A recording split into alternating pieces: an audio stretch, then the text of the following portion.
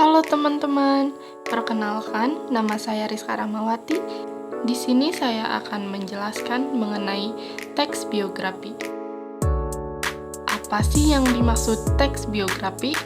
Mari kita simak penjelasan berikut. Teks biografi pada dasarnya merupakan sebuah teks yang bertujuan untuk menceritakan kisah seseorang, biasanya orang yang berpengaruh atau fenomenal di tengah masyarakat.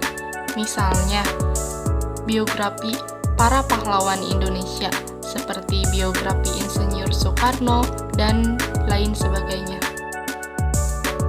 Apa sih bedanya teks biografi dengan teks autobiografi? Teks autobiografi merupakan riwayat hidup seseorang yang ditulis oleh dirinya sendiri, sedangkan teks biografi ditulis dari sudut pandang orang ketiga yang bersifat objektif dan berdasarkan fakta-fakta yang dapat dibuktikan. Teks biografi juga disusun secara kronologis sesuai urutan waktu kejadian.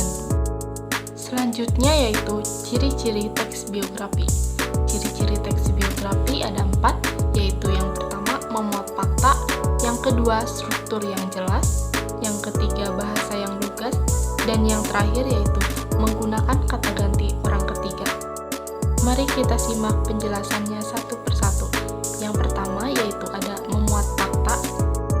Maksudnya adalah teks biografi bukanlah teks fiksi atau tidak sesuai kenyataan, tetapi teks biografi itu menggambarkan kenyataan dari tokoh tersebut. Disampaikan secara naratif, jadi apapun yang tertulis di dalam sebuah teks biografi haruslah berdasarkan fakta yang ada. Yang kedua adalah struktur yang jelas. Struktur dalam sebuah teks biografi haruslah jelas, jangan membingungkan pembaca. Sebuah teks fiksi memiliki kebebasan, sedangkan teks biografi tidak. Sebuah teks fiksi, ia bisa menggunakan alur maju, mundur, maupun campuran. Namun, teks biografi haruslah punya alur yang jelas, struktur yang jelas, tidak menimbulkan tanda tanya di pikiran pembaca. Selanjutnya yaitu bahasa yang lugas. Penulis teks biografi tidak boleh berbelit-belit dalam membuat sebuah biografi.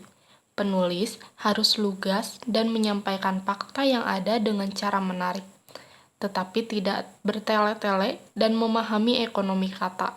Yang terakhir adalah kata ganti orang ketiga.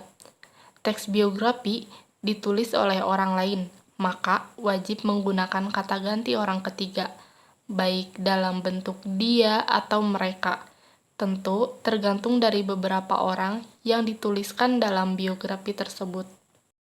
Yang terakhir, dalam sebuah teks biografi haruslah ada struktur yang tepat dan berurutan, yaitu yang pertama ada orientasi, yang kedua peristiwa dan masalah atau bagian isi, dan yang terakhir yaitu reorientasi. Yang pertama yaitu orientasi. Apa sih orientasi dalam struktur teks biografi? Orientasi merupakan pengenalan dari suatu tokoh.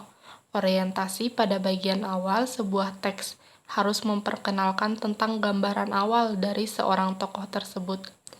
Orientasi memuat alasan, salah satunya tentang mengapa penting bagi pembaca untuk mengenal tokoh tersebut. Selanjutnya yaitu ada peristiwa dan masalah atau bagian isi. Bagian yang mengalami lebih dalam mengenai kehidupan sebuah tokoh. Bagian isi biasanya dimulai dari masa kecil seorang tokoh dan perkembangannya hingga dewasa.